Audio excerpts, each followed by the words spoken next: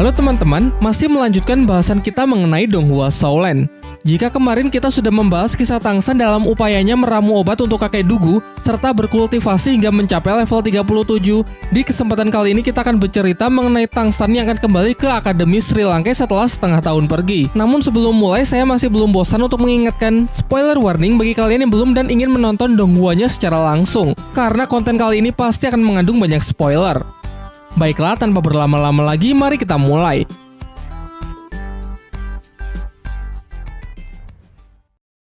Sekembalinya dari kediaman kakek Dugu di Akademi Lanba yang kini sudah diubah namanya menjadi Akademi Sri Lanka, teman-temannya sudah menunggunya.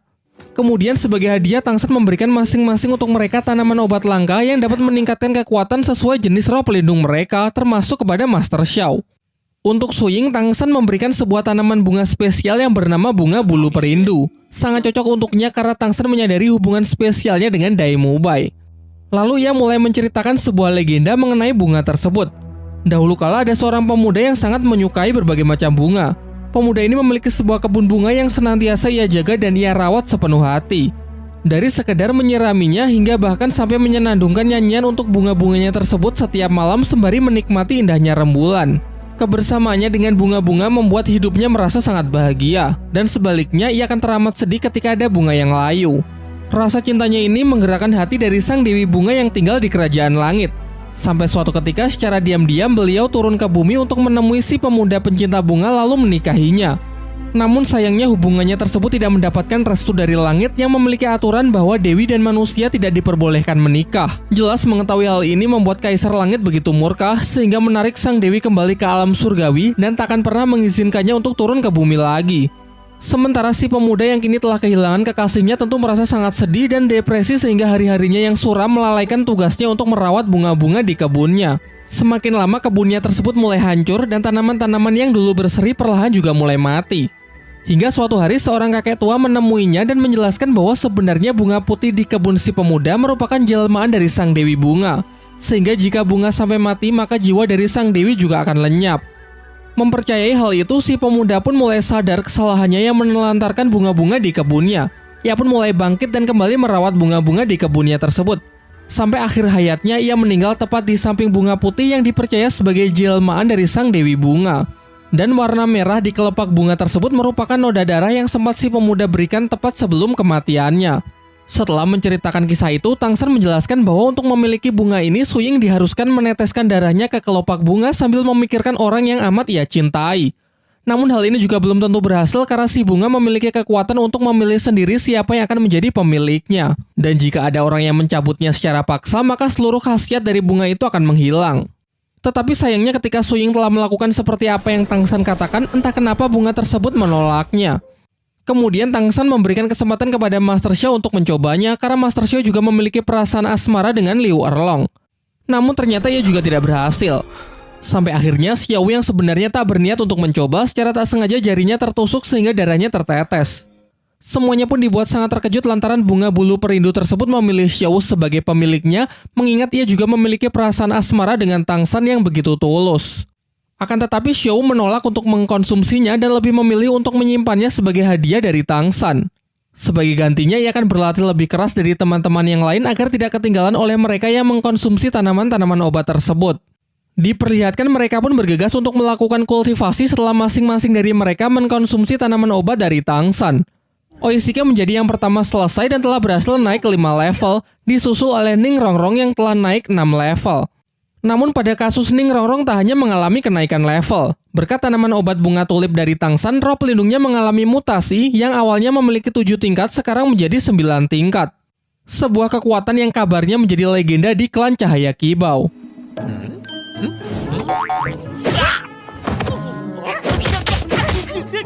Di tengah kegembiraan mereka, tiba-tiba mata iblis ungu milik Tangsan lepas kendali, kekuatan penglihatannya meningkat pesat. Dalam hati ia sendiri sangat terkejut, karena peningkatan dari kekuatan matanya ini dalam Sekte Tang padahal dikatakan hanya sebuah legenda belaka. Selanjutnya Suying juga telah selesai dengan kultivasinya. Ia merasa kalau kini ia telah naik sebesar 7 level. Begitu pula dengan Mang Houjun. Ia merasa bahwa api Phoenix miliknya kini jauh lebih murni. Dan yang terlihat paling heboh adalah peningkatan kekuatan dari Dai Mubai. Berkat tanaman bunga krisan dari Tangsan, ia sekarang menembus batasan dari level 40 dan benar-benar siap untuk segera mengupgrade cincin rohnya. Sementara itu, Master Xiao juga dibuat sangat terkejut dengan khasiat dari tanaman Tangsan yang ia konsumsi. Seperti yang telah dijelaskan bahwa kekuatan roh pelindung Master Xiao mengalami mutasi yang membatasinya mentok berada di level 30. Namun sekarang batasan tersebut telah berhasil ia tembus sehingga ia punya harapan untuk meningkatkan levelnya lebih tinggi. Namun ia menjelaskan bahwa di usianya yang sekarang akan menjadi berat baginya untuk mengejar ketertinggalannya. Oleh karena itu ia tak berharap banyak dan menegaskan bahwa harapan terbesarnya kini berada pada murid-muridnya saja. Ketika hari sudah mulai gelap, para murid Sri Langke bergegas untuk kembali ke asrama. Tetapi di tengah jalan Tangsan merasakan ada sesuatu yang mencurigakan.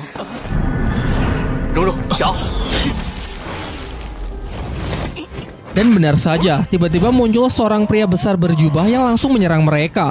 Dengan kerjasama tim yang semakin baik, mereka pun berhasil melumpuhkan pria misterius tersebut.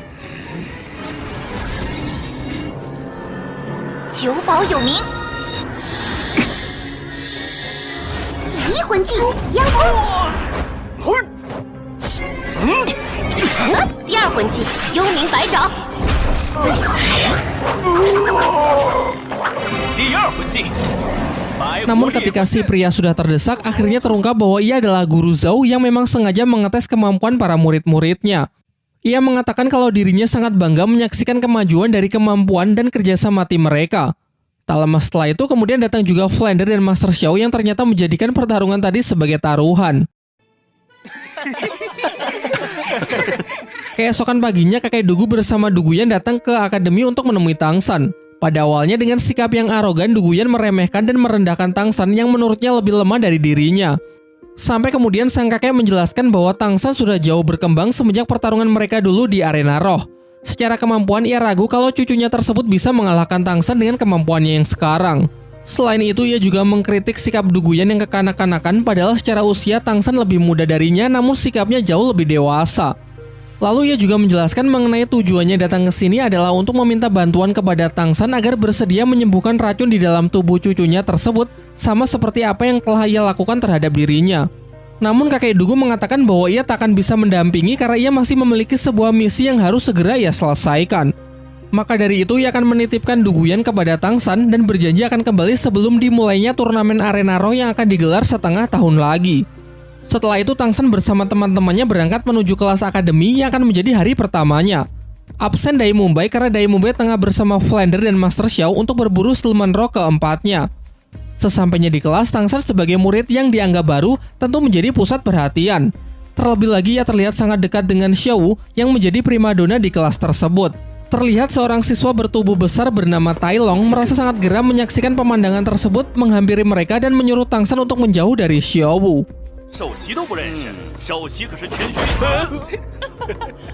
Tai Long lalu menantang Tangsan untuk bertarung 1 lawan 1. Jika Tangsan menang, ia bebas duduk di samping Xiao. Namun jika kalah, maka Tangsan harus pergi meninggalkan tempat ini. Tantangan tersebut pun Tangsan terima.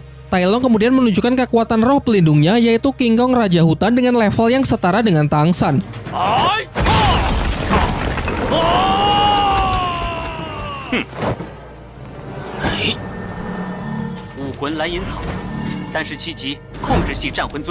Ia lalu maju untuk memulai pertarungan. Beberapa kali serangan jarak dekat ia lancarkan namun dapat Tangsan hindari dengan sangat mudah, bahkan tanpa melibatkan kekuatan roh pelindungnya. Sebagai serangan balasan, Tangsan cukup menggunakan satu skillnya yaitu tali akar jaring laba-laba yang dalam sekejap mampu melumpuhkan Tai Long. Tepat setelah itu, seorang guru datang dan langsung menyalahkan Tangsan karena menindas teman sekelasnya di hari pertama. Tetapi dengan jantan, Tai Long mengakui kesalahannya dan mengatakan kalau ialah yang telah memulai terlebih dahulu. Setelah kelas berakhir, ternyata Tai Long masih belum terima dengan hasil pertandingan tadi pagi. Lantas ia pun kembali menantang Tangsan untuk berduel, namun kali ini hanya pertarungan fisik tanpa boleh menggunakan kekuatan roh pelindung. Tangsan pun sepakat dan mengikuti Tai Long yang menentukan lokasi pertarungan mereka agar tidak ada orang yang ikut campur. Tentu kali ini ia merasa jauh lebih percaya diri karena dilihat dari tampilan fisiknya yang berotot, jelas bisa dengan mudah mengalahkan Tangsan yang kurus kecil. Namun lagi-lagi dugaannya tersebut salah besar. Dengan piawai, Tangsan dapat mengatasi serangan dari Tai Long yang nampak hanya mengandalkan otot besarnya saja.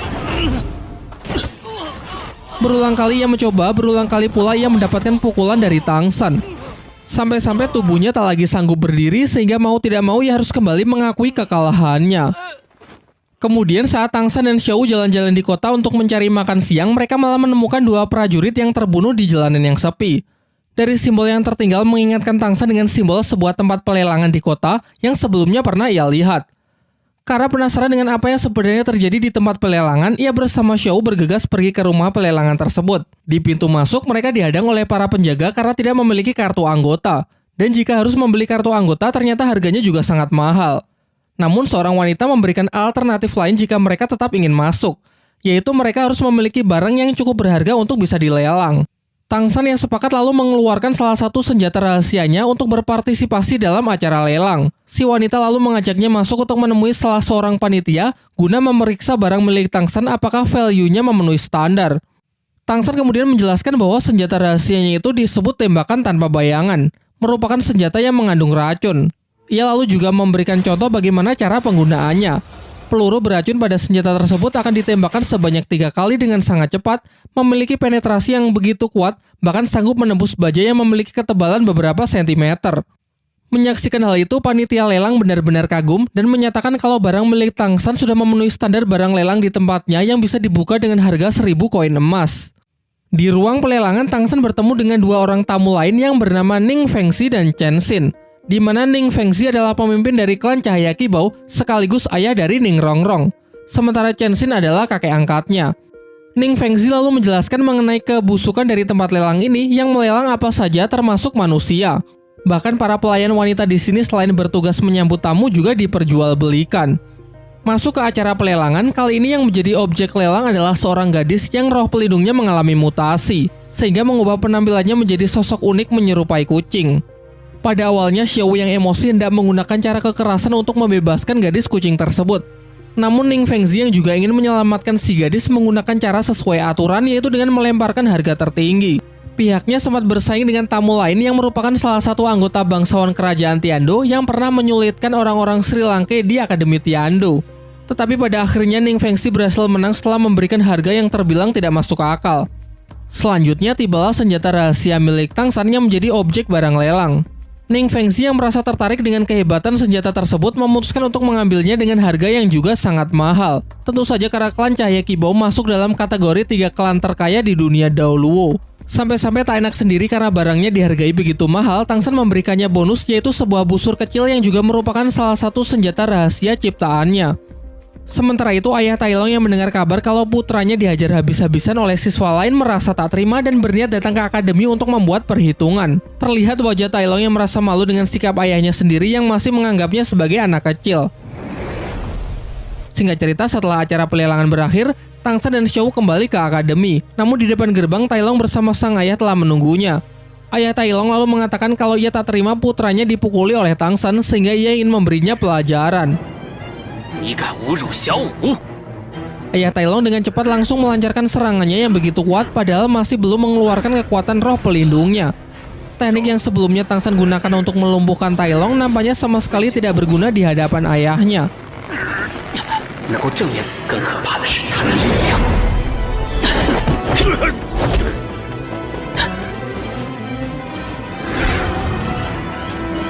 Terlihat ayah Tai Long yang merasa geram akhirnya juga menggunakan kekuatan roh pelindungnya yaitu King Kong Raja Hutan dengan 5 cincin roh dan level lebih dari 50.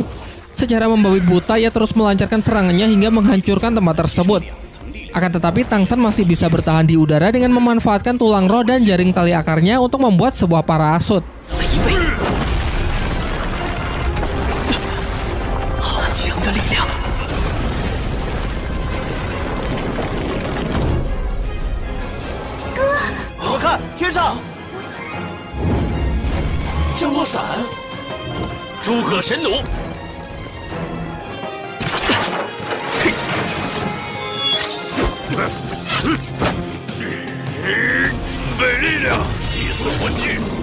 Sampai ketika ayah Tai Long berniat mengeluarkan skill ultimate-nya, Tang San dalam sekejap mendekatinya dari belakang lalu menyerangnya dengan racun tulang rohnya. Kini ayah Tai Long yang sudah meremehkan Tang San di awal harus tunduk karena efek racun tersebut dengan segera menyebar dan melumpuhkan sistem syarafnya. Sementara Tai Long yang menyaksikan kekalahan ayahnya sangat emosi dan memaksa masuk ke dalam pertarungan untuk menyerang Tang San. Namun Tang San menyarankan agar Tai Long berhenti karena jika ia tak segera menarik racun di dalam tubuh ayahnya tersebut, maka ia khawatir kalau ayah Tai Long tak akan bisa ia selamatkan. Pada akhirnya perseteruan itu pun berakhir setelah Tang San menyerap kembali racunnya dan memperingatkan mereka berdua agar jangan pernah mengganggunya lagi. Scene kemudian beralih memperlihatkan Ning Rongrong yang berkunjung ke rumahnya, yaitu sekte klan Cahaya Kibau, mengingat kerajaan Tiando dan sektenya secara geografis cukup berdekatan. Selain Ning Fengzi yang merupakan ayahnya dan Chen Xin sebagai kakek angkatnya, kita diperlihatkan karakter baru yang juga merupakan kakek angkatnya bernama Gurong. Diceritakan kalau Chen Xin dan Gurong ini adalah Master Roh bergelar Doluo level 95 yang menjadi rival abadi, baik dari segi kekuatan roh maupun dalam memperebutkan kasih sayang dari cucu angkatnya tersebut. Kemudian Ning Rongrong menceritakan bahwa kini ia sudah berada di level 37 karena selama di Akademi Sri Lanka ia sudah berlatih keras hingga berhasil naik 10 level hanya dalam waktu 1 tahun. Ia juga menceritakan mengenai tanaman obat bunga tulip yang ia dapat dari teman sekelasnya bernama Tang San yang berperan besar dalam kemajuannya karena setelah mengkonsumsi bunga tersebut levelnya bisa naik secara signifikan. Selain itu, kini roh pelindungnya juga telah mengalami mutasi dari yang awalnya pagoda 7 tingkat menjadi 9 tingkat. Hal ini membuat Ning Fengzi benar-benar terkejut karena pagoda 9 tingkat selama ini hanya menjadi kekuatan legenda bagi sektenya. Berkat pencapaian putrinya yang begitu luar biasa, Ning Fengzi lalu menghadiahkan senjata rahasia yang ia dapat dari tempat pelelangan sebelumnya. Namun Ning Rongrong yang merasa tidak familiar dengan senjata tersebut bertanya bagaimana ayahnya bisa mendapatkan senjata rahasia ciptaan dari Tang San, teman sekelasnya. Ia lalu menunjukkan senjata yang sama dan mengatakan kalau ia juga punya beberapa koleksi yang lain yang jauh lebih hebat. Untuk membuktikan betapa hebatnya senjata rahasia buatan Tang San, Ning Rongrong mengajak mereka keluar untuk mempraktekannya. Kakek Chen Xin lalu maju untuk menjadi sukarelawan. Dengan statusnya sebagai Master Roh bergelar Doluo, ia meyakinkan cucunya kalau dirinya tidak akan apa-apa. Senjata rahasia pertama adalah busur tanpa suara. Meski dapat ditangkis dengan pedang roh miliknya, kakek Chen Xin bisa merasakan kalau tembakan dari senjata tersebut benar-benar kuat. 力道好强。我们在斗魂场上捡飞刀。还没完，我身如剑。 Sambil mencoba mendekat, Ning Rongrong menjelaskan bahwa senjata ini pernah ia gunakan untuk mengalahkan lawan yang berada di level 40. Menunggu kesempatan kakek angkatnya lengah, Ning Rongrong kembali melancarkan serangannya dan hasilnya Master Roh sekelas Chen Xin sekalipun cukup kewalahan mengatasinya. Suasana sempat tegang kala Chen Xin terkena racun dari salah satu senjata rahasia tersebut. Beruntung berkat jam terbangnya yang tinggi, ia sanggup memuntahkan racun sebelum menyebar ke seluruh tubuhnya. Namun ia tak sedikit pun menyalahkan Ning Rongrong, melainkan justru bangga dengan perkembangannya yang begitu pesat. Selain itu, Fengzi mulai tertarik dengan pemuda yang bernama Tang San, pencipta dari senjata-senjata yang luar biasa untuk ia rekrut masuk ke dalam sektenya. Scene kemudian beralih memperlihatkan Tang San yang tengah beristirahat. Pertarungannya melawan ayah Tai Long kemarin ternyata cukup membuatnya terluka. Tentu saja karena bagaimanapun juga ia melawan orang yang memiliki 10 level lebih tinggi darinya. Di hari keduanya masuk di akademi, Tang San menjadi pusat perhatian anak-anak lain karena kehebatannya mengalahkan ayah Tai Long kemarin. Tetapi saat akan menuju kelas, seorang siswa tiba-tiba datang menghampirinya dan mengabarkan bahwa kakek Tai Long yang merupakan ketua sekte Tai datang ke akademi untuk mencari orang yang telah menghajar putra dan cucunya. Jelas ia jauh lebih kuat dari ayah Tai Long karena kakek ini adalah Master Roh bergelar Doluo yang telah mencapai level lebih dari 80. Namun karena perbedaan level yang teramat jauh, kakek Tai Long tidak menantang Tang San untuk bertarung, melainkan memberinya sebuah tantangan. Jika Tang San mampu bertahan di bawah tekanan kekuatan rohnya sebelum satu dupa terbakar habis, maka putra dan cucunya akan ia perintahkan untuk meminta maaf kepada Tang San serta menganggap masalah sudah selesai. Namun jika Tang San tidak mampu bertahan, maka Tang San harus bersedia bergabung dengan sektenya. Sebelum tantangan diterima, Oishike menyela dengan mengatakan kalau apa yang mereka pertaruhkan ini tidak adil bagi Tang San. Karena jika Tang San kalah, ia harus tunduk dan patuh terhadap sekte Tai, sementara jika Tang San menang, pihak dari kakek Tai Long cuma meminta maaf saja. Maka dari itu akan menjadi adil jika Tang San menang, maka Tai Long dan ayahnya harus bergabung dengan sekte Tang, yaitu sekte buatan Tang San sendiri. Setelah kedua belah pihak sepakat, tantangan pun dimulai. Tekanan yang diciptakan kakek Tai Long berbeda dengan apa yang pernah ia terima dari salah seorang guru senior di Akademi Tiando. Tang San mengibaratkan kalau tekanan yang dulu pernah ia terima seperti aliran sungai yang perlahan semakin kuat, sementara tekanan dari kakek Tai Long lebih seperti ombak yang menghantam dengan keras. 散的对手怎么会是他？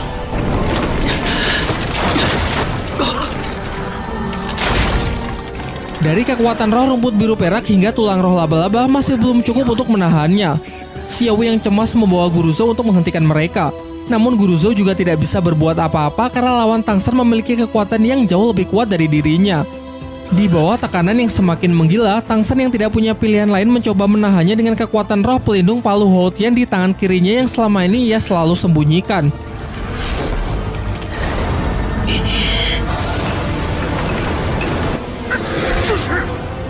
Untung saja tak lama setelah itu datanglah Ning Rongrong bersama ayah dan kakek angkatnya yang membantu Tang San dengan skill pendukungnya.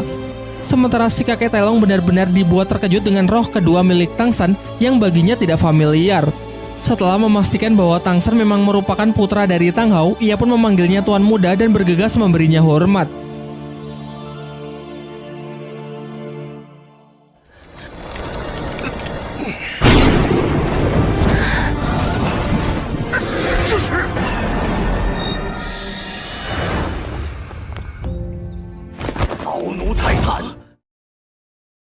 Setelah tahu kebenaran bahwa anak di hadapannya adalah putra dari majikannya, secara pribadi kakek Tai Long pun mengajak Tang San bicara.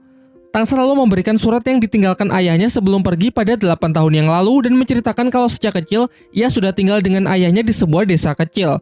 Ayahnya berprofesi sebagai satu-satunya pandai besi di sana dan memiliki kebiasaan mabuk-mabukan. Mendengar itu kakek Tai Long pun sangat sedih mengingat tuannya tersebut adalah seorang master roh terkuat yang sudah banyak berjasa bagi ia dan sektenya. Ia juga menjelaskan bahwa dulu sekte Tai adalah bagian dari sekte Hou Tian yang dipimpin oleh ayah Tang San. Namun karena suatu alasan sekte Tai memisahkan diri dan berdiri sendiri di kerajaan Tiandou. Namun di sini kakek Tai Long tidak bisa cerita banyak karena menurutnya Tang Hou lah yang berhak menceritakan semuanya kepada Tang San. Tetapi yang perlu diingat ayah Tang San merupakan master roh terhebat. Kakek Tai Long kemudian menyatakan bahwa seluruh anggota sekte Tai siap mengabdikan dirinya untuk Tang San sebagai putra dari Tang Hao. Setelah menemui kakek Tai Long, Tang San pergi menemui Feng Zi yang sudah menunggunya. Ternyata ia juga sangat terkejut setelah tahu bahwa Tang San adalah putra dari Tang Hao yang merupakan teman lamanya. Namun sama halnya dengan kakek Tai Long, Feng Zi juga enggan menceritakan banyak karena menghormati Tang Hao yang pastinya punya alasan tersendiri untuk menyembunyikan identitasnya dari Tang San. Beralih membicarakan mengenai senjata rahasia. Awalnya Feng Zi menawarkan harga tinggi untuk membeli desain serta rancangan yang dimiliki oleh Tang San. Namun Tang San menolak untuk menjualnya karena menurutnya hasil pemikiran dan penelitian untuk menciptakan sebuah senjata rahasia benar-benar tak ternilai dan ia tak berniat menjualnya kepada siapapun. Sehingga ia hanya menawarkan kerjasama kepada Feng Zi untuk menyiapkan semua bahan-bahan yang diperlukan sementara untuk perancangan dan perakitan akan dilakukan oleh pihak Tang San sendiri. Akhirnya mereka pun sepakat dengan Feng Zi yang memesan 500 set dengan harga 10.000 koin emas untuk setiap set. Jadi total tagihannya adalah 500.000 koin emas yang langsung ia bayar di muka. Sekembalinya ke asrama, teman-teman yang lain sudah menunggunya. Oishiki dan Mang Hoju dengan konyolnya memperebutkan uang 500.000 milik Tang San. Beberapa saat kemudian datang juga Dai Mubai yang telah kembali dari hutan berburu untuk mencari siluman roh cincin keempatnya. Ia pun sangat berterima kasih kepada Tang San karena berkat tanaman obat bunga krisan, proses kultivasinya berjalan sangat lancar hingga ia kini telah mencapai level 43. Tak lama setelah itu, Master Xiao memanggil Tang San untuk datang ke ruangannya. Master Xiao menjelaskan bahwa sebenarnya ia sudah tahu sejak awal mengenai identitas dari ayah Tang San. Ia lalu juga menceritakan mengenai kedatangan Tang Hao di hari pertama Tang San masuk ke Akademi Sri Lanka. Kala itu, Guru Zhou menyulitkan seluruh murid Akademi Sri Lanka dalam ujian masuk. Di malam harinya, Tang Hao yang merasa kurang senang mendatangi Guru Zhou dan menghajarnya hanya dengan tangan kosong. Lalu Tang San mengajukan dua pertanyaan yang hingga kini masih mengganggu pikirannya, yaitu mengenai siapakah identitas ibunya dan mengapa dulu Master Xiao melarangnya untuk menambahkan cincin roh ke roh pelindung palu Hou Tian-nya. Pertanyaan pertama, Master Xiao tidak bisa menjawabnya karena ia juga tidak tahu. Sangat sedikit informasi mengenai istri Tang Hao tersebut. Namun mengingat Tang San mewarisi roh pelindung rumput biru peraknya, kemungkinan besar ibunya hanyalah orang biasa. Sementara untuk alasan mengapa ia melarang Tang San menambahkan cincin roh ke dalam roh pelindung palu Hou Tian, hal ini berkaitan dengan keselamatan Tang San itu sendiri. Ia menjelaskan bahwa dalam sejarah dunia Daoluo tercatat sejauh ini hanya ada 3 pemilik roh pelindung ganda termasuk Tang San. Sayangnya orang pertama mati setelah mencoba menambahkan cincin roh ke dalam kedua roh pelindungnya. Menurut teori Master Xiao, hal ini bisa terjadi karena adanya benturan dari kekuatan siluman roh sehingga tubuh yang menjadi wadah menjadi hancur. Namun dengan alasan yang tidak pasti, orang kedua berhasil melakukannya tanpa melukai tubuhnya sendiri. Ia menduga hal ini mungkin berkaitan dengan ketahanan tubuh. Maka dari itu ia ingin Tangsan melatih tubuhnya terlebih dahulu sampai cukup kuat untuk menahan benturan kekuatan siluman roh yang terjadi. Sementara untuk alasan lain, sebenarnya ia dan Tang Hao memiliki rencana untuk mengisi palu Houtian milik Tangsan dengan seluruh cincin roh dari siluman roh berusia puluhan ribu tahun. Tetapi tentu saja hal itu hanya bisa dilakukan jika tubuh Tangsan sudah benar-benar kuat. Selain melatih ketahanan tubuh, Master Xiao juga masih memiliki rencana cadangan, yaitu dengan mengalihkan seluruh kekuatan siluman roh ke dalam tulang roh untuk sementara saat proses kultivasi sedang berlangsung agar keduanya tidak berbenturan. Akan tetapi Master Xiao menyarankan Tangsan agar tidak memusingkannya terlebih dahulu dan lebih baik fokus saja untuk mempersiapkan diri dalam turnamen Akademi Roh yang kurang dari setengah tahun lagi akan dimulai. Bicara soal turnamen roh, Tangsan sebenarnya cukup khawatir dengan Xiao Wu karena enggan untuk memakan tanaman obat darinya sehingga Xiao Wu adalah satu-satunya orang di tim yang belum mencapai level 40. Di malam harinya saat Tangsan berjalan dengan Xiao Wu, ternyata tadi siang Xiao Wu menguping pembicaranya dengan Master Xiao mengenai Tangsan yang mengkhawatirkan dirinya. Untuk meyakinkan Tangsan kalau ia tidak akan menjadi beban tim, Xiao pun menantangnya untuk berduel 1 lawan 1. 我可不会手下留情。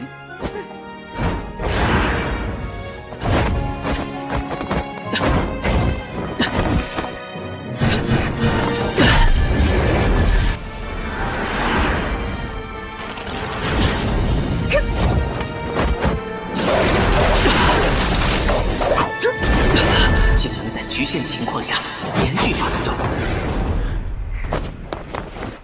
Setelah pertarungan itu, Tangsan menjadi lebih tenang karena perkembangan Xiao Wu meski tanpa tanaman obatnya cukup mengesankan. Xiao Wu kemudian meminta kepada Tangsan untuk membantu menyisirkan rambutnya yang berantakan pasca pertarungan tersebut, menggunakan sisir yang ia katakan adalah satu-satunya peninggalan dari ibunya yang meninggal saat ia masih kecil. Xiao Wu teringat ucapan ibunya di kala ia masih kecil yang berharap agar kelak Xiao Wu bisa bertemu dengan seorang pria yang benar-benar menyayanginya. Singkat cerita, tiba hari di mana para murid Akademi Sri Lanka telah siap untuk mengupgrade kekuatannya. Semuanya pun berangkat menuju hutan berburu untuk mencarikan siluman roh untuk semua murid kecuali Dai Mubai karena sudah lebih dulu naik level 40 dan Xiao Wu yang tidak ingin memakan bunga dari Tangsan. Perburuan berlangsung hingga larut malam namun belum ada satupun dari mereka yang sudah menemukan siluman roh yang cocok. Oleh karena itu mereka memutuskan untuk bermalam di tengah hutan dengan berjaga secara bergantian. Dai Mubai yang mendapatkan tugas berjaga meminta Master Xiao agar beristirahat karena melihat gurunya tersebut yang nampak sangat lelah. Sebenarnya alasan Master Xiao tetap terjaga karena ia masih belum punya keberanian untuk mendekati guru Liu Erlong yang mana sedang tidur di tenda yang sama. Ketika Master Xiao mulai berbaring, guru Liu Erlong yang tidur di sampingnya tiba-tiba memeluknya dari belakang lalu sambil menangis Liu Erlong meminta agar Master Xiao jangan meninggalkannya lagi. Tak lama setelah Master Xiao masuk, di luar secara tiba-tiba mereka diserang oleh seekor siluman roh berjenis kalajengking yang memiliki serangan berelemen api. Liu Erlong yang sedang sangat emosi pun bergegas keluar untuk menghajar habis-habisan siluman roh tersebut sendirian.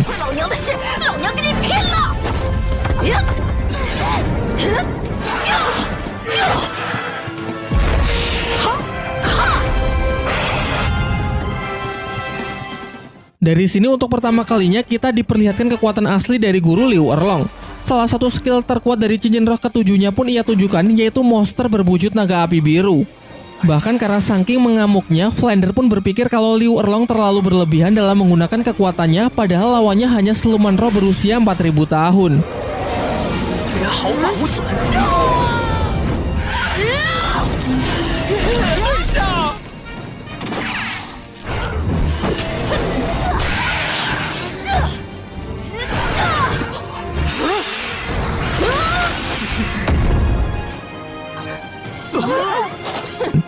Setelah siluman itu dihajar habis-habisan hingga tak berdaya, lalu ia menyuruh Mang Ho Jun melakukan last hit untuk segera menyerap cincin rohnya karena basic kekuatan Mang Ho Jun adalah elemen api, jadi pasti akan sangat cocok dengan siluman yang satu ini.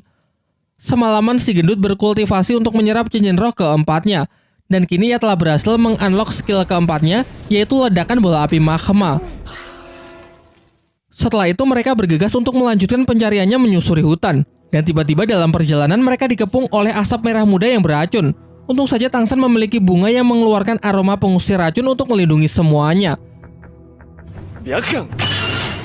Dengan mata iblis ungunya ia dapat melihat bahwa ternyata mereka telah dikepung oleh ribuan kalajengking merah muda, jenis siluman roh dengan racun mematikan dan selalu melakukan penyerangan secara berkelompok bersama sang ratu kalajengking yang bertindak sebagai pemimpin. Mereka menduga kalau ratu kalajengking ini mungkin adalah pasangan dari kalajengking api yang mereka kalahkan semalam. sehingga sang ratu kini merasa sangat marah dan ingin menuntut balas. Karena dinilai terlalu berbahaya, pihak Sri Lanka pun memutuskan untuk melarikan diri menggunakan sosis terbang milik Oishike. Namun belum juga jauh terbang, Guru Liu Erlong yang masih sangat emosi dengan kejadian semalam melampiaskannya dengan menghajar seluruh pasukan kalajengking tersebut.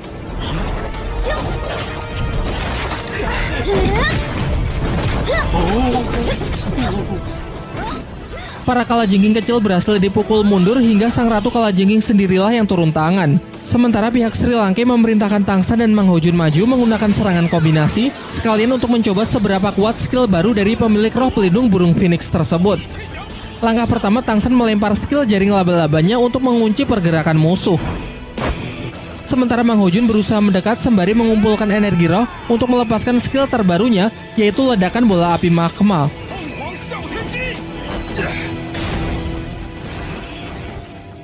Ternyata ledakan yang dihasilkan benar-benar kuat yang dikatakan lebih kuat dari skill pukulan gelombang udara milik Dai Mubai. Tetapi di balik kekuatannya yang sangat besar, Master Xiao mengungkapkan beberapa kelemahan dari skill Mang Ho Jun tersebut. Yang pertama, skill itu tidak memiliki kemampuan untuk mengunci pergerakan target sehingga akan mudah dihindari oleh lawan yang mempunyai kecepatan tinggi. Sangat dibutuhkan partner tipe pengendali seperti Tangsan untuk tetap menjaganya karena Mang Ho Jun harus mendekat sedekat mungkin dengan target untuk melepaskan serangannya.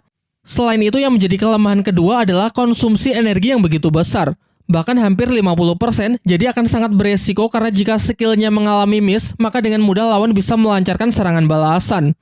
Setelah lawan berhasil dilumpuhkan, Master Xiao menyuruh Oishike untuk menyerap cincin roh dari siluman ratu kalajengking tersebut. Sembari menunggu, Flander bertanya kepada Master Xiao kapan waktu yang tepat untuk mulai menambahkan cincin roh ke dalam palu Houtian milik Tangsan. Menurut Master Xiao, agar lebih aman setidaknya ia harus menunggu sampai Tangsan mencapai level 80. Di samping itu, Master Xiao juga berencana menemui seseorang untuk menanyakan perihal masalah tersebut kepada seorang Master Roh yang juga memiliki roh pelindung ganda. Singkat cerita, tak butuh waktu lama, Oishike telah selesai dengan proses penyerapannya. Skill keempat yang ter-unlock adalah sosis pembakar semangat, di mana orang yang memakannya akan mengalami peningkatan kekuatan sebesar 10% selama 5 menit, baik kekuatan fisik maupun kekuatan roh pelindung. Awalnya teman-temannya berpikir kalau hanya 10% maka pasti tidak akan terlalu berpengaruh. Namun Master Xiao menjelaskan bahwa jika skill tersebut digunakan pada timing yang tepat, maka pasti akan menjadi sangat powerful. Mirip dengan skill tim yang pernah mereka kalahkan sewaktu mengikuti pertarungan arena roh. Tetapi bedanya, skill dari Oishike ini tidak memiliki efek samping yang berbahaya. Selain itu, benefit lain yang didapat yaitu bisa kebal terhadap beberapa jenis racun dan sanggup menangkal lawan tipe hipnotis seperti skill kedua milik Xiao Wu. Setelah itu perjalanan kembali dilanjutkan. Sayangnya mereka tak kunjung menemukan siluman roh yang sesuai. Tangsan lalu mengeluarkan bunga ungu yang sebenarnya tak ingin ia gunakan. Bunga ini bisa menyebarkan aroma untuk memancing siluman roh agar mendekat. Namun bahayanya kemungkinan tak cuma satu siluman roh yang akan datang, melainkan bisa saja sekelompok siluman yang sangat kuat. Untuk mengantisipasi kemungkinan terburuk, Master Xiao berencana untuk menciptakan sebuah perangkap, yaitu dengan meletakkan bunga tersebut di ruang terbuka sebagai umpan dan akan memanfaatkan area beracun untuk menjadi tempat berlindung jika siluman roh yang datang sangat kuat dan sampai tak bisa diatasi. Sementara untuk kekebalan tubuh, Tangsan memberi semuanya pil khusus yang memiliki efek anti racun selama 1 hari. Siluman roh pertama yang terpancing datang adalah siluman harimau malam. Mereka pun bekerja sama untuk memburunya karena pasti siluman jenis ini akan sangat cocok untuk Suying.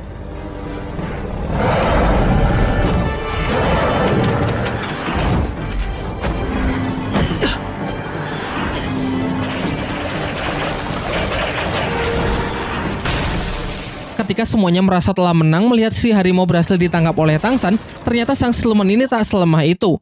Makhluk tersebut kembali menyerang dengan kemampuan unik, yaitu bisa membuat bayangan pengecoh.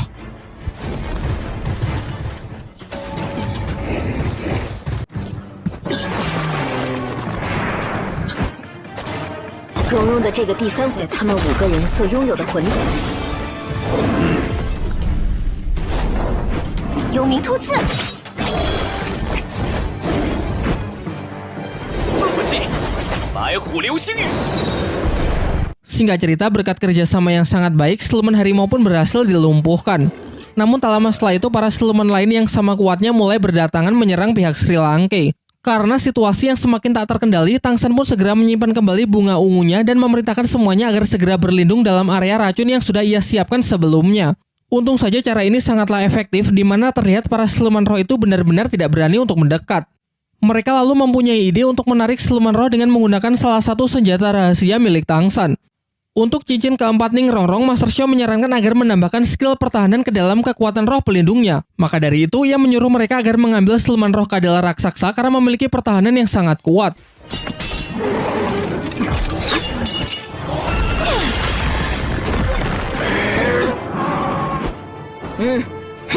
知道了，知道了。 Upayanya berjalan lancar, siluman Kadal itu berhasil mereka lumpuhkan. Sekarang tiba giliran Tang San untuk memilih siluman roh yang sesuai. Tang San sendiri memiliki keinginan untuk mengambil cincin roh siluman laba-laba penggali. Namun keinginannya tersebut mendapatkan tantangan keras dari Master Xiao karena resikonya terlalu tinggi. Sudah jelas Tang San tahu kalau siluman laba-laba penggali itu berusia lebih dari 10.000 tahun, yang mana kekuatannya terlalu besar untuk bisa diserap oleh kapasitas tubuh Tang San saat ini. Ia menyarankan agar Tang San mengambil siluman laba-laba berwajah manusia saja yang berusia 6.000 tahun karena menurut Master Xiao itu sudah lebih dari cukup. Tetapi Tang San yang sangat ambisius tetap ingin mengambil siluman pilihannya sendiri. Ia meyakinkan para gurunya bahwa ia harus mendobrak batasannya mengingat lawan yang nantinya mereka hadapi dalam turnamen Akademi Roh pasti akan sangat kuat. Dan jika ia tak mempersiapkan diri dari sekarang, maka ia tak yakin akan bisa bertahan. Semuanya pun sudah tidak bisa berkata apa-apa lagi dan hanya bisa percaya dengan keyakinan yang dimiliki oleh Tang San. Kemudian Guru Zhao dan Flander secara bersamaan mengarahkan senjata ke siluman tersebut. Namun ternyata siluman itu cukup pintar yang mana ia sengaja menangkisnya dengan jaring untuk menangkap pihak Tang San. Ketika siluman laba-laba penggali itu berusaha melarikan diri, kepala Akademi Flander segera mengejar dengan memanfaatkan lemparan dari Guru Zhao dan skill ketujuh dari roh pelindung burung hantu miliknya. Sempat terjadi aksi kejar-kejaran di antara mereka, sampai akhirnya dengan bantuan dari kepala Akademi Flander, Tang San berhasil melumpuhkan siluman tersebut lalu segera kembali ke tempat teman-temannya.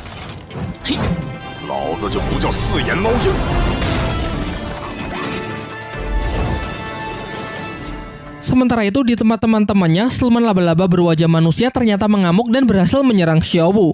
Sayangnya Tang San yang baru saja kembali tidak sempat untuk menolongnya.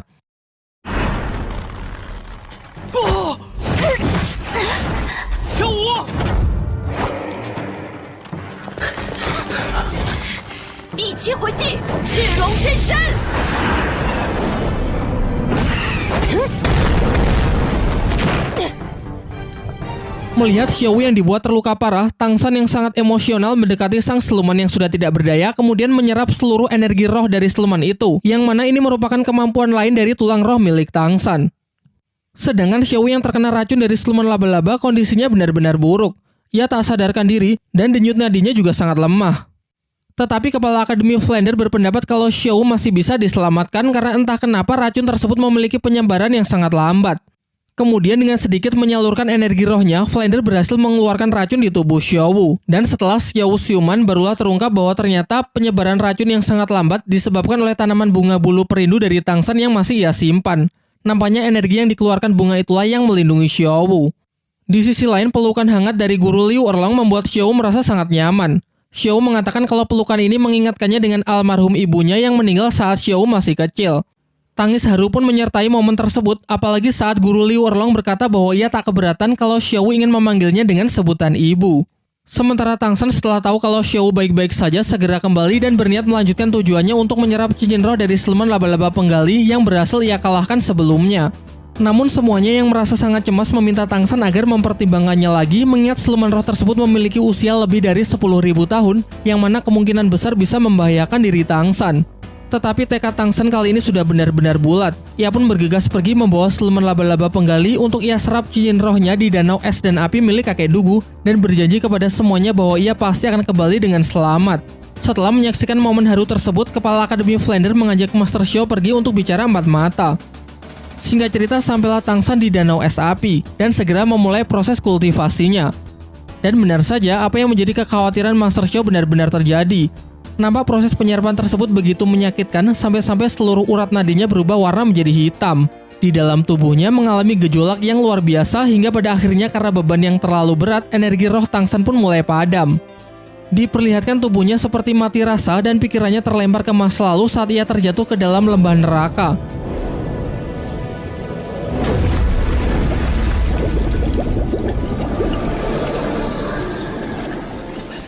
Namun dikala jiwanya ditarik oleh kegelapan dan kesadarannya mulai hilang, ia teringat dengan teman-temannya di Akademi Sri Lanka, khususnya Xiaowu, yang mana ia masih memiliki janji untuk selalu menjaganya. Seketika dirinya pun mulai bangkit dan mulai berhasil menyelesaikan proses kultivasinya dan berhasil mendapatkan cincin roh keempatnya. Sementara itu, Flander yang mengajak bicara empat mata Master Xiao mengatakan kalau Master Xiao ini benar-benar keterlaluan menggantungkan perasaan dari Liu Erlong yang padahal sudah menunggunya selama lebih dari 20 tahun. Namun Master Xiao menjelaskan kalau dirinya juga tidak bisa berbuat apa-apa. Sebenarnya jauh di lubuk hati ia juga masih sangat mencintai Liu Erlong. Tetapi di sisi lain ia takut kalau hubungannya tersebut akan banyak mendapatkan hujatan dari netizen. Kemudian Flander kembali menasihatinya dengan mengatakan kalau omongan netizen tidak perlu dipikirkan. Terobos aja lah anjing, jika bukan karena lo sahabat gue, pasti cewek itu sudah gue sikat. Singkat cerita, setelah mendengar wejangan dari kepala Akademi Flander, Master Xiao pun mulai sadar dan segera berlari kembali ke tempat Liu Erlong lalu memeluknya dengan erat. Ia lalu meminta maaf karena sudah membuatnya lama menunggu dan berjanji bahwa ia tak akan pernah meninggalkannya lagi. Xiaowu yang menyaksikan keuuan itu menjadi iri yang mengingatkannya dengan Tangsan. Karena merasa semakin cemas, ia kemudian bergegas pergi untuk melihat kondisinya. Dan tentu ia berhasil bertemu dengan Tangsan yang mana sudah selesai dengan proses kultivasinya. Tangsan lalu mengajak Xiao berkeliling menyaksikan keindahan hutan dari udara dengan menggunakan parasut rumput biru peraknya. Singkat cerita, setelah puas berkeliling, semua yang penasaran meminta Tangsan untuk menunjukkan skill baru yang ia dapat dari cincin siluman roh puluhan ribu tahun. Skill keempatnya, Tangsan beri nama kandang rumput biru perak. Dengan skill tersebut dalam sekejap ia sanggup mengurung target yang ia kehendaki. Meskipun ketahanan dari kurungan itu memang tidak terlalu kuat, namun memiliki kemampuan untuk menangkap beberapa lawan sekaligus sehingga akan sangat cocok jika dikombinasikan dengan tipe penyerang seperti Phoenix Api milik Mang Houjun. Bahkan Master Xiao berpendapat bahwa skill seperti ini biasanya hanya didapat oleh Master Roh tipe pengendali yang telah mencapai level lebih dari 50. Kini kecuali Xiaowu, semuanya pun telah mendapatkan cincin roh siluman keempatnya. Kepala Akademi Flander kemudian menginfokan kalau turnamen Akademi Roh akan dimulai dalam 5 hari lagi, sehingga semuanya diminta untuk kembali ke Akademi agar bisa mempersiapkan diri. Keesokan harinya, Master Xiao memperkenalkan 4 murid yang akan menjadi pemain cadangan dari tim Akademi Sri Lanka dalam turnamen, mengingat jadwal turnamen yang akan sangat padat dan munculnya berbagai musuh yang pasti akan sangat bervariasi. Murid pertama bernama Huang Yuan, level 35 dengan roh pelindung serigala tipe fighter. Yang kedua bernama Jingling, level 35 dengan roh pelindung tengkorak. Ketiga bernama Jiang Zhu, level 35 dengan roh pelindung healing tipe support. Dan terakhir adalah Tai Long, tipe penyerang yang sudah pernah kita lihat sebelumnya. Master Xiao kemudian menjelaskan berbagai aturan yang diberlakukan selama mengikuti turnamen Akademi Roh. Turnamen ini diselenggarakan oleh 3 kerajaan besar, yaitu Kerajaan Tiando, Kerajaan Xingluo, dan Balai Roh Pelindung. Dalam babak penyisian terdapat ratusan tim dari berbagai akademi yang memperebutkan posisi 30 besar. Namun tim dari ketiga kerajaan yang telah disebutkan tadi berhak melewati babak penyisian sehingga bisa langsung masuk menjadi 33 besar untuk bertarung di babak penentu. Di sepanjang pertarungan dilarang membunuh satu sama lain dan tidak diperbolehkan menggunakan senjata selain kekuatan roh pelindung, yang mana hal ini berarti senjata rahasia milik Tangsan juga tidak boleh digunakan. Setelah menjelaskan aturan dalam turnamen, Master Xiao menyarankan agar para murid tidak menunjukkan seluruh kemampuannya di awal mengingat jalannya turnamen yang akan berlangsung sangat panjang. Untuk Ning Rongrong, Master Xiao menyuruhnya agar tidak ikut bertarung di awal dengan alasan karena ia ingin memberinya pelatihan khusus terlebih dahulu. Dan untuk selebihnya, ia menyerahkan urusan penyusunan strategi bertarung kepada para murid itu sendiri. Tak lama setelah itu, Kepala Akademi Flander datang dengan membawa seragam akademi yang ia desain sendiri untuk nantinya dipakai oleh para murid dalam mengikuti turnamen. Semuanya pun mengeluhkan seragam tersebut karena memiliki desain yang sangat norak. Namun karena sudah terlanjur dibuat, mau tidak mau mereka harus tetap mengenakannya. Singkat cerita, hari turnamen pun telah tiba. Babak penyisian yang ditampilkan kali ini diselenggarakan di Kerajaan Tiando yang diikuti oleh 28 tim dari berbagai akademi. Setidaknya babak penyisian diadakan di 6 tempat berbeda, mengingat ada ratusan jumlah tim yang berpartisipasi.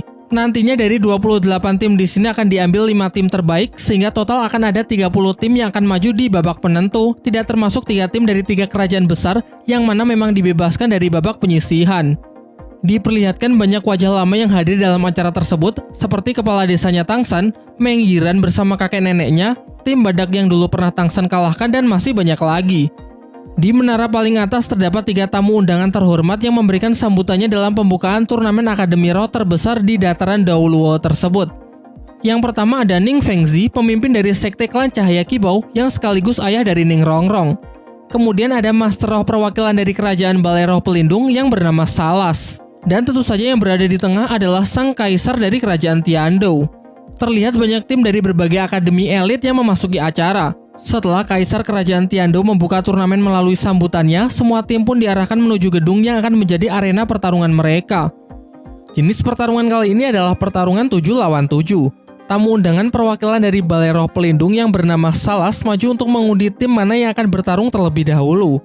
Setelah pengundian dilakukan, beberapa pasang tim disebut untuk saling berhadapan di putaran pertama, termasuk tim Akademi Sri Lanka yang harus menghadapi tim kedua dari Akademi Tiandou. Namun yang perlu diingat, mereka ini bukan tim yang dulu pernah dilawan oleh Tangsan ya. Kalau kalian masih ingat, kerajaan Tiandou itu memiliki 2 kuota untuk mengikuti turnamen. Tim utama yang diketuai oleh Yu Tianfeng mendapatkan prioritas, yaitu bebas dari babak penyisihan. Sementara tim keduanya ini harus mengikuti babak penyisihan seperti kebanyakan akademi lain. Sebelum memasuki arena, Kepala Akademi Flander memberi challenge kepada murid-muridnya untuk menyelesaikan pertarungan dalam waktu 1 menit. Penyusunan strategi dipercayakan kepada Tangsan. Dalam pertarungan kali ini, ia memutuskan untuk memakai dirinya, Xiao Wu, Dai Mumbai, serta keempat murid cadangan yang direkomendasikan oleh Master Xiao. Kedua tim pun maju memasuki arena. Seluruh dukungan dari para penonton diberikan kepada tim kedua Akademi Tiandou, sementara pihak Tangsan hanya mendapatkan dukungan dari teman-teman dan para gurunya saja. Setelah mendapatkan aba-aba dari wasit, semuanya pun menunjukkan cincin rohnya. Dan tentu saja cincin roh keempat Tangsanlah yang paling mengejutkan karena berasal dari siluman berusia puluhan ribu tahun. Di kursi para tamu undangan, Ning Fengzi mengatakan kepada Kaisar bahwa tim Tangsanlah yang menurutnya berpotensi besar menjadi pemenang, yang mana putrinya juga tergabung di dalamnya. Ia juga menceritakan bahwa tim tersebut dulu pernah menawarkan diri untuk bergabung dengan Akademi Tiandou, namun tawarannya ditolak oleh salah seorang anggota bangsawan. Kembali ke dalam arena, serentak seluruh anggota tim Akademi Tiandou maju untuk melancarkan serangan. Sementara di pihak Sri Lanka hanya mengirim 3 penyerang untuk mengatasinya, yaitu Dai Mumbai, Huang Yuan, dan Tai Long. Pertempuran yang sangat sengit disajikan meskipun jelas pihak Dai Mumbai kalah jumlah. Sampai akhirnya Dai Mumbai kewalahan juga sehingga tertangkap oleh salah satu skill lawan. Ketika tim Tiandou merasa bahwa mereka telah menang, dugaannya 100% salah. Justru merekalah yang masuk ke dalam perangkap yang memang sudah Tangsan rencanakan dari awal. Terlihat tak ada satupun anggota tim Tiandou yang lolos dari skill keempat milik Tangsan. Ditambah lagi Dai Mumbai di atas juga sudah siap untuk menyerang. Ternyata ketidakmampuannya meloloskan diri hanyalah sandiwara untuk menurunkan kewaspadaan lawannya.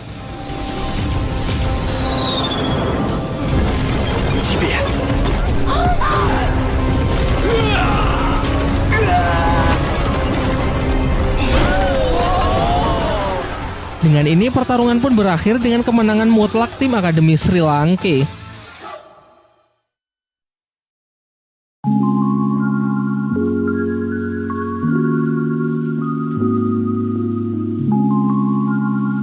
Nah, itulah tadi plot cerita Donghua Shaolin di beberapa episodenya. Sekarang saatnya kita membahas detail menarik, memberikan opini serta penilaian pribadi. Kita mulai saat Tangsan memberikan bunga bulu perindu kepada Su Ying. Karena di antara semua bunga sakti yang ia miliki, hanya bunga tersebutlah yang butuh perlakuan khusus yang mana hanya bisa dimiliki oleh orang yang sedang jatuh cinta, dan Tangsan melihat itu di dalam hubungan antara Su Ying dan Dai Mumbai.